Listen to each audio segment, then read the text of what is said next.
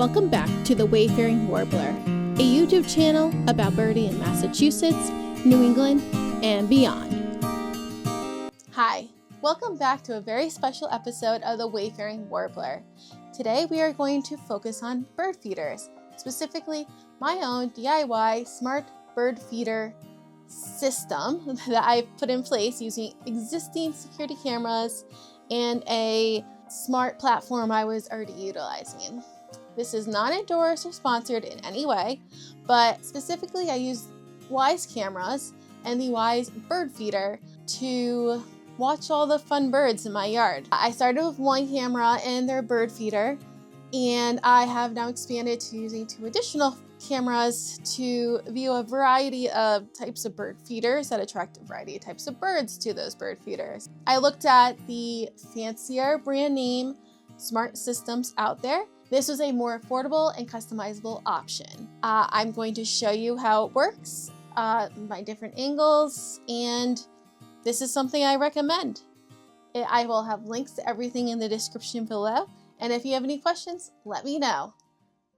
So this is the Wyze bird feeder, smart bird feeder camera with live view, and it came with a little magnifying little glass thingy that is good for the birds that are up close. And I put in one of my existing wide camera V4s.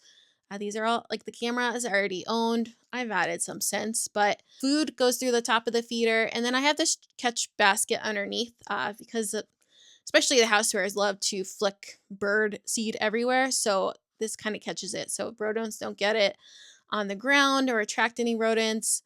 And then this pole I got from Amazon. I'll put links, of course, everything is below, but it's extra high and I can hang things off of it if I want to, which I don't.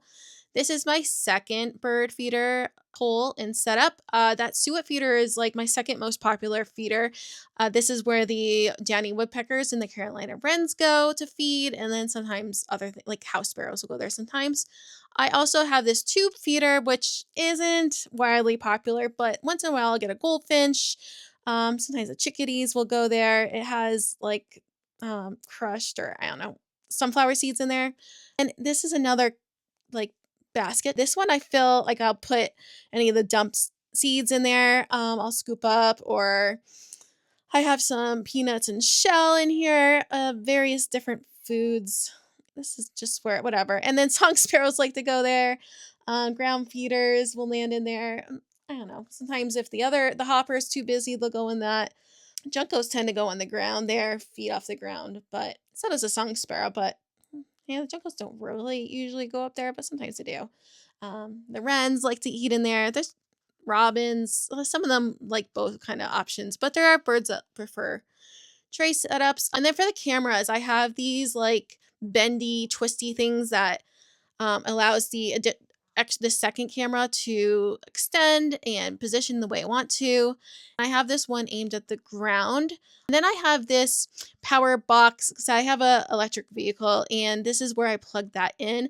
And I already had a TP-Link outdoor timer smart plug thing that had 2 plugs. So I have a USB hub like that you use inside in there, and then all these cameras plug into USB cords. I got the extension 20-foot or 50, I don't know how long they are, extensions from Wyze, and those plug into that, and then they plug into the camera. So yeah, I have room for more USB things if I wanted to, but yeah, so they're plugged into there, weatherproof, no issues with that.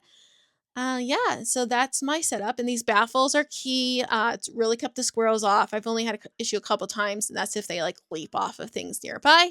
So I just brought my bird feeder in to wash it, so it's a little wet still here. So this is the Wyze bird feeder. It's all plastic. You can ignore this sticky residue from duct tape. I can go into that in a future video. But so it pops up here, like I said, just slightly latches.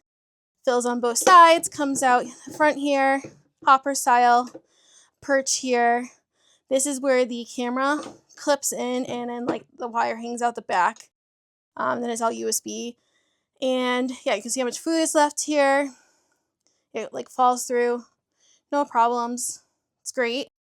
But also I had the box available, like easily accessible, where I could show you all the different things that come with this feeder. So it gives you a bunch of different options to hang it. Gives you an alternative roof. So if they have a solar panel option. So I think this is for, well, I know this is for the solar panel. I think it goes into like this hole there. It comes with, this is Velcro. So if you want to like Velcro it around a pole or a tree or something, I don't know if it's not for a tree, but you could do that. It comes with a suction cup, so you can put it on a window, and then you use one of these, goes with that suction cup. It says on it for suction cup mounting. The other metal one is for like if you're gonna install it like on a pole, actual wood, whatever, or a side of something. Comes with rope for hanging, a couple of different ones. Yeah, so that's a bunch of different screw options. So you have various options here. I thought it was a really good package. So there you go.